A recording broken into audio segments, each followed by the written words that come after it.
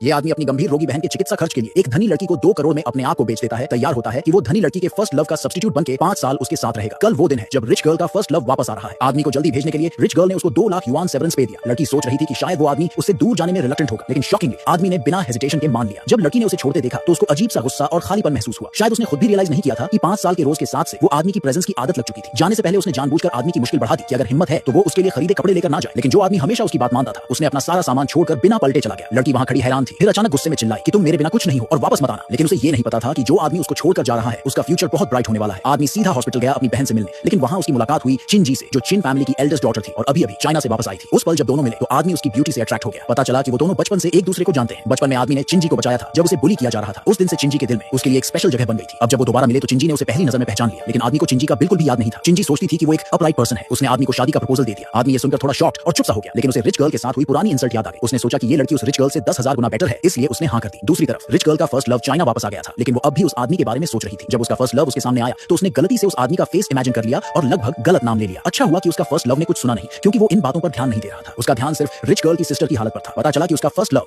हमेशा से उसकी सिस्टर को पसंद करता था। लड़की ने कहा कि उसका अपनी सिस्टर से कभी कांटेक्ट नहीं हुआ। तभी हॉस्पिटल का फोन आया जिसमें उन्होंने रिच गर्ल को कहा कि वो आदमी की सिस्टर के मेडिकल एक्सपेंसेस पे करे। इस वक्त रिच गर्ल के चेहरे पर एक चालाक सी स्माइल आई। उसने सोचा कि अब उसके पास आदमी को अपने सामने झुकाने का तरीका आ गया है, इसलिए उसने तुरंत आदमी की सिस्टर के मेडिकल एक्सपेंसेस देना बंद कर दिया। लेकिन रिच गर्ल गलत थी। आदमी ने ये खबर मिलते ही अपनी सिस्टर को तुरंत दूसरे हॉस्पिटल ट्रांसफर कर दिया। अब वो पहले वाला बेकार सब्स्टिट्यूट नहीं था। इसी वक्त जब बाई युएग्वान घर वापस आया तो उसने तुरंत लड़की को अपने कुकिंग स्किल्स का टेस्ट चखाया। रिच गर्ल ने बिना सोचे बोल दिया कि उसे फिश खानी है। बाई युएग्वान को यह सुनकर बहुत सरप्राइज हुआ, क्योंकि उसने देखा था कि एक बार फिश बोन से लड़की का गला लग गया था और उसने कभी फिश नहीं खाई थी। लड़की को तब अचानक याद आया कि पहले वो आदमी हमेशा उसके लिए फिश बोन्स निकाल देता था। बिना महसूस किए ही वो औरत पहले से ही उस आदमी की मौजूदगी की आदत डाल चुकी थी। लेकिन जब बाई युएग्वान ने औरत के लिए फिश सूप बनाया तो उसने बस एक एसआईपी लिया और सीधा बाथरूम भागकर उल्टी कर दी। ये टेस्ट उसकी इमेजिनेशन से बिल्कुल अलग था। अपना फर्स्ट लव जो उसकी परवाह तक नहीं करता अब भी गेम खेलते हुए देख रिच गर्ल गुस्से में अपने रूम में सोने चली गई। आखिर में उसने डिनर भी नहीं किया और उसका पुराना स्टमक प्रॉब्लम फिर से शुरू हो गया। वो इतनी परेशान हो गई कि रूम में दवा ढूंढने लगी। लेकिन पहले जब भी उसे स्टमक एक होता था आदमी उसके लिए सब तैयार रखता था। अब जो औरत उसे छोड़ चुकी थी उसे ये तक नहीं पता कि मेडिसिन कहां रखी है। जब दर्द अपने पीक पर था अचानक उसने दरवाजे के बाहर अपने फर्स्ट लव को कहते सुना कि वो थोड़ी देर के लिए बाहर जा रहा है। फिर दरवाजे के जोर से बंद होने की आवाज आई। औरत बिल्कुल चुप रह गई। आखिर में उसने अपने असिस्टेंट को बुलाकर हॉस्पिटल ले जाने को कहा। अगले दिन चिन जी की चाइना वापसी का जश्न मनाने के लिए चिन फैमिली ने स्पेशली उसके लिए एक वेलकम बैंक्वेट रखा। आदमी और चिन जी अपनी बेस्ट अटायर में बैंक्वेट में पहुंचे। अचानक चिन जी को एक कॉल आया और वो बाहर चली गई। आदमी अकेला बैंक्वेट हॉल में दाखिल हुआ। उसी वक्त रिच गर्ल और उसकी बेस्ट फ्रेंड ने उसे देखा। उन्होंने गलत समझ लिया कि वो उसे माफी मांगने आया है। रिच गर्ल ने एरोगेंस में कह दिया कि अगर माफी चाहिए तो पहले घुटनों पर बैठकर अपॉलोजाइज करो। आदमी को उसकी एरोगेंस से तंग आ चुका था। उसने साफ कह दिया कि उनका कॉन्ट्रैक्ट अब एक्सपायर हो चुका है और उसका रिच गर्ल से अब कोई लेना देना नहीं। रिच गर्ल ये सुनते ही आग बबूला हो गई। उसने तुरंत एचआर को कॉल करके कहा कि उस आदमी को जॉब से निकाल दो और पूरे इंडस्ट्री में उसे बैन कर दो। लेकिन आदमी ने इसकी परवाह नहीं की और उसे कह दिया कि अब उसे परेशान न करे। रिच गर्ल और गुस्से में आ गई। तभी बाई युएग्वान ने शोर सुनकर वहां पहुंच गया। रिच गर्ल का गुस्सैल चेहरा देखकर उसने समझा कि आदमी ने उसे हर्ट किया है। उसने आदमी को तुरंत घुटनों पर बैठकर माफी मांगने को कहा, वरना उसकी टांगें तोड़कर समंदर में फेंककर मछलियों को खिला देगा। इसी बीच चिन जी अपनी दादी के साथ बैंक्वेट में पहुंच गए। अब असली मजा शुरू होने वाला था।